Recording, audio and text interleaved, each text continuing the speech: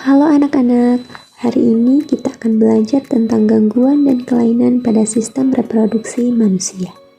Topik ini sangat penting karena beberapa gangguan bisa menimbulkan dampak serius terhadap kesehatan dan masa depan seseorang.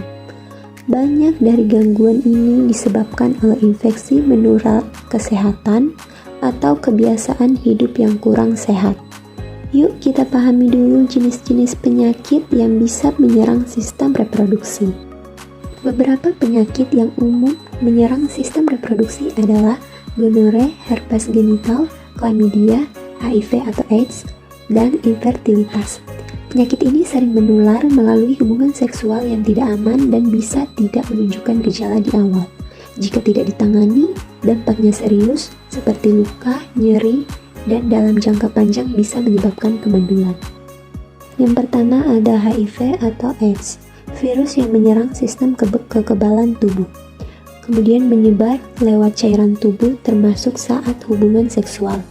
Tidak ada obat yang menyembuhkan tapi bisa dikendalikan dengan pengobatan seumur hidup. Kemudian bisa menurunkan daya tahan tubuh secara drastis. Selanjutnya ada chlamydia. Chlamydia merupakan infeksi bakteri yang sering tidak menimbulkan gejala, yang menyebabkan nyeri saat kencing dan gangguan kesuburan. Jika tidak diobati, bisa merusak organ reproduksi dalam jangka panjang. Yang ketiga ada herpes genital, yang disebabkan oleh virus herpes simplex. Muncul sebagai luka melepuh di sekitar alat kelamin, dan bisa kambuh berulang dan menular meski tidak sedang luka. Yang keempat ada gonore, infeksi bakteri yang menyebabkan keluarnya cairan abnormal dari alat kelamin dan dapat menyebar ke organ dalam dan menyebabkan kemandulan.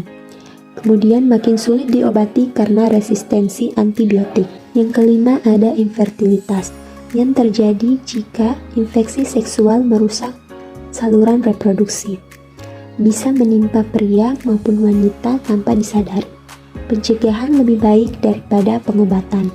5 gangguan ini bisa berdampak panjang, bahkan pada masa depan kita sebagai individu maupun keluarga. Mari kita lihat bagaimana kondisi ini bisa dialami oleh remaja seusia kalian.